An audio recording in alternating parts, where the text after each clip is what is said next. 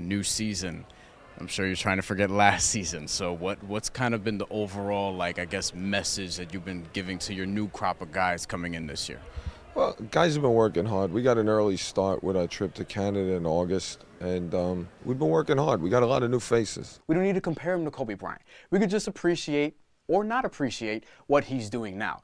Whether or not you love his game, whether or not you think he flops too much and draws too many fouls, we could just watch James Harden and analyze James Harden, whether or not he deserves the MVP award, and not have to compare him to the greats of the past. You have to win these close games because really the difference is instead of being 11-17 now, you win 3 of those games, you're a 500 team, and then all of a sudden you're the 8th spot. So you got to close out some of these games regardless of who's out there because they've done it. You know, they've done it against Cleveland, for example. The Cavs with Spencer Dinwiddie having a career night.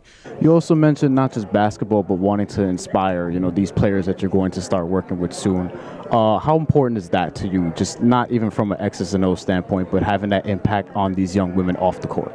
Yeah, in life and in sports, it's about relationships and it's about, communicating with people. Yeah, surprisingly. Although I could argue for a few more as Jalen Jordan hits the step-back three. New season high for this freshman. In the lane, this is what he does best. This is why he was on the All-NEC rookie team last year and why he could be an all-conference player this year. Rasheem Dunn now up to 13 points with an opportunity to give Terriers double-digit lead. You don't have your own pick. Boston has it. They take Jason Tatum. So at least with the Nets, you get D'Angelo Russell, who's the equivalent of that level of player, considering that just 2 years ago he was a second overall pick, right, and now he's only 21 years old, so you're basically getting him in what should be like his junior year of college.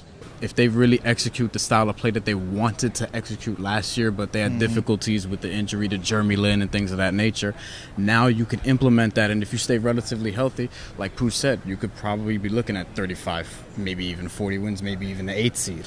If you're a Brooklyn Net fan, you have reasons to be excited. He scored 3 goals within 5 minutes or something like that. It was a hat trick. I think it was his first career hat trick. And it was around the time he lost an important friend to him. So he was going through some tough times. And I feel like that really kind of showed you what kind of guy he is. It really showed you the character just off the soccer field.